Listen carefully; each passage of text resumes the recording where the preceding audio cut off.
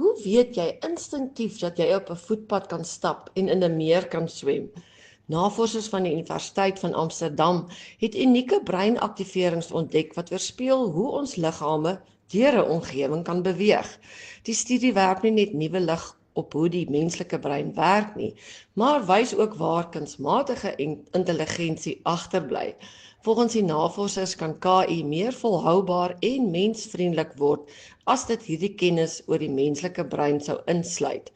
Wanneer ons 'n prentjie van 'n onbekende omgewing sien, 'n bergpaadjie, 'n besige straat of 'n rivier, weet ons dadelik hoe ons daarin kan rondbeweeg, loop, fietsry, swem of om nie verder te gaan nie. Dit klink eenvoudig, maar hoe bepaal jou brein eintlik hierdie aksiegeleenthede? Die PhD-student Clemens Bartnik en 'n span mede-auteurs wys hoe ons ramings van moontlike aksies kan maak danksy unieke breinpatrone.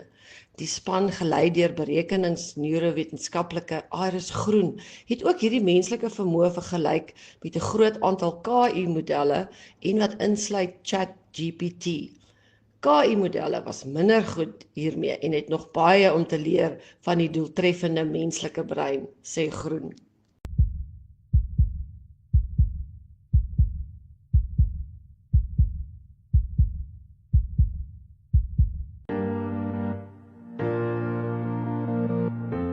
Irongomed is a leading distributor, working in partnership with NewMed and Westmed to meet the comprehensive needs of the Namibian healthcare sector.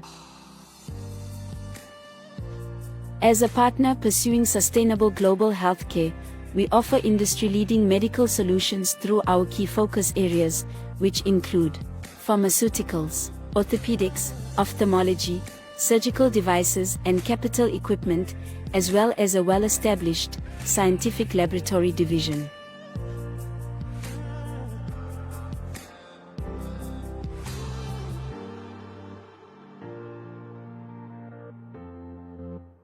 In healthcare, Irongomed is committed to making a difference.